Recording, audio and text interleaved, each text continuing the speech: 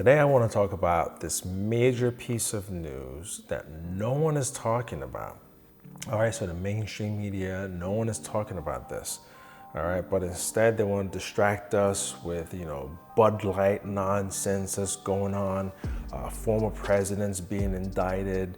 They want to talk about anything and everything else but what's really going on here around the world and what is happening to the US and the US dollar and basically the US hegemony around the world. Right, so the United States wanted to create a unipolar world where the United States call the shots, tell other countries what to do, all right, impose sanctions on countries when they don't do what we want them to do.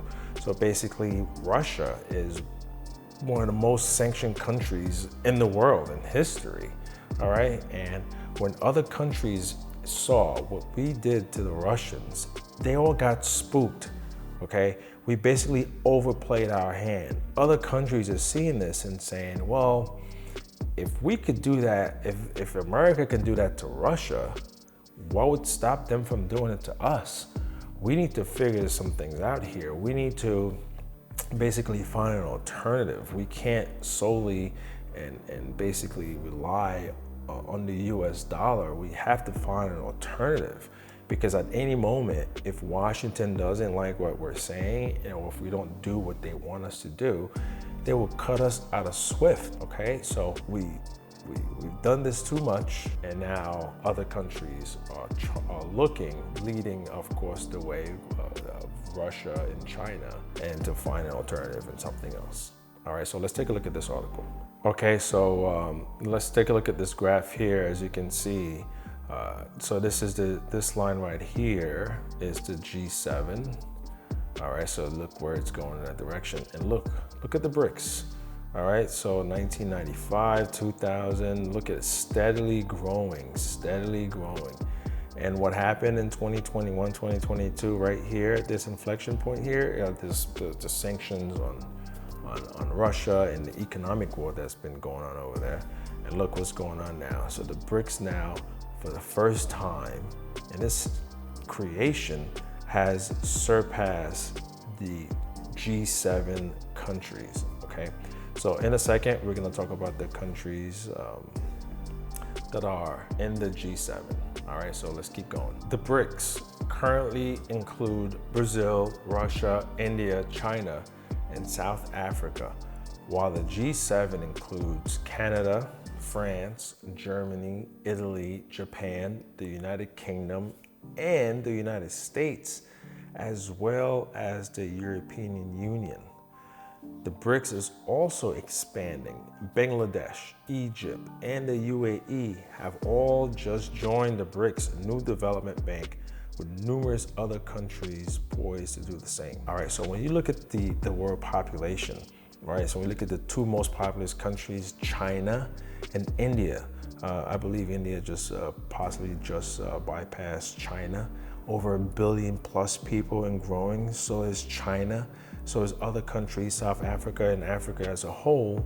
So when you look at those countries, all right, and also China is, the manufacturer of the world. China has a lot more factories in China than the United States. Their production power, and also having a country like Russia, who is basically a commodity powerhouse, all right? So this spells huge trouble for the United States, all right? This is the kind of stuff we should be talking about right now.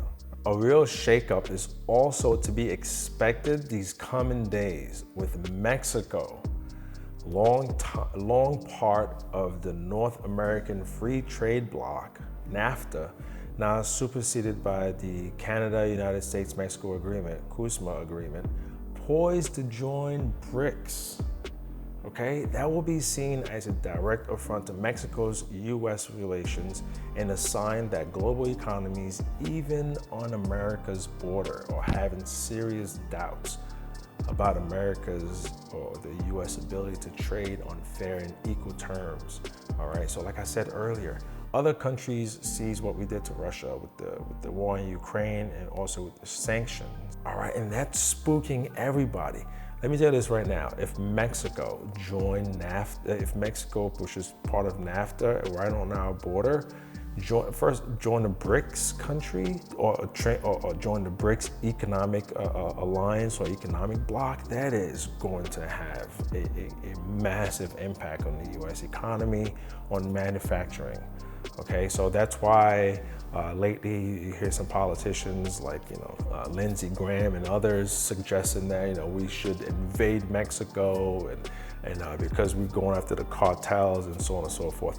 And this is the exact kind of things that other countries sees that we're doing to their country. Like America, we come in and we go there, we blow up bridges. China's going to Africa and other places, they building bridges. They come in with whether you want to say maybe they're exploiting these other countries or not. China is coming in and wanting to make trades and wanting to build things in these countries. All right, so is China going to these places because they're nice or because they're trying to buy purpose why they're doing this? They're buying influence, all right? And so I don't know, I'm not African, I'm not from an African country, but if China is coming in, building in my country, let's say they're all buying influence or so, whatever it is, but they're building roads, they're building electrical plants, power plants, and they actually build an infrastructure versus another system that basically keeps the country poor, keeps them dependent.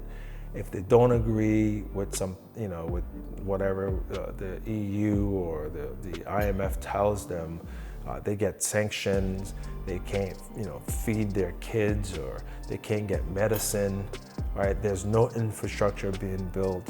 Those are two different approaches from two different ways of looking at this. I don't know, I'd go for the Chinese way, right? At least there's infrastructure, there's something there, there's something tangible that's being added to your country and your economy. I don't know, that's just my opinion. All right, let's keep it going.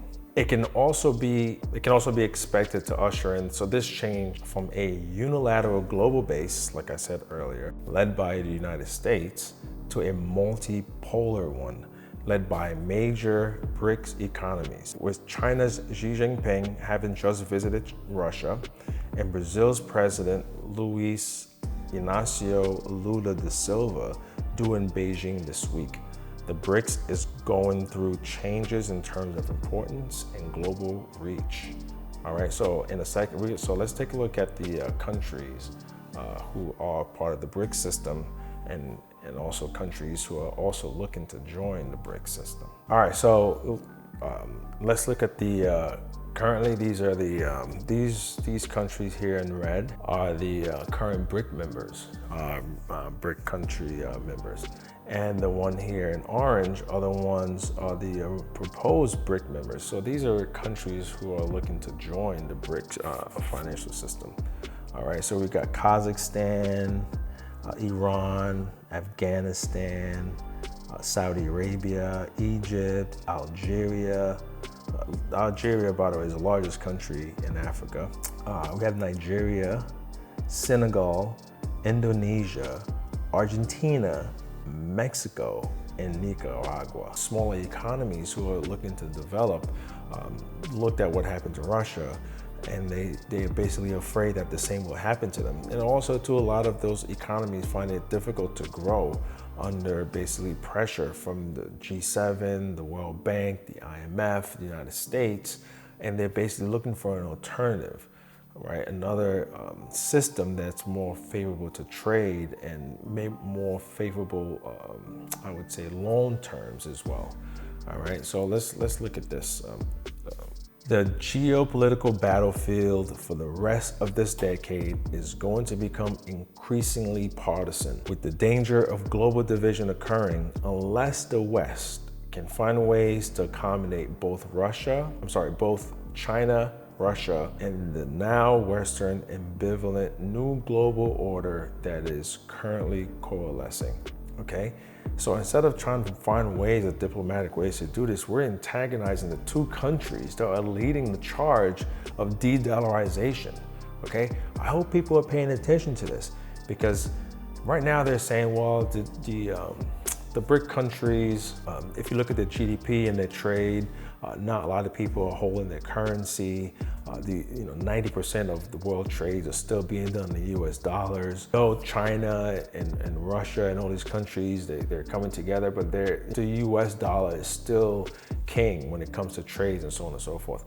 Look, I'm not saying this is gonna happen tomorrow. I'm not saying this is gonna happen, within a year or 5 years from now, but whatever it is. But the decline and the demise of the US dollar, it's here. It started already, all right? So the US dollar probably has a decent runway where it won't happen, maybe the next 10 to 15 years. We don't know how fast these things can develop, but it's not happening tomorrow. But it's already happening, and it's here.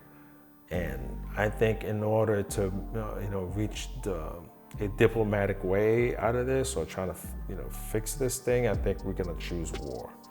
So I hope I'm wrong. I do not want to be wrong in this, but this is my opinion. But this is what I think. But this is what I'm seeing. As more and more countries want to join BRICS and their system, is going to cause a split in the world.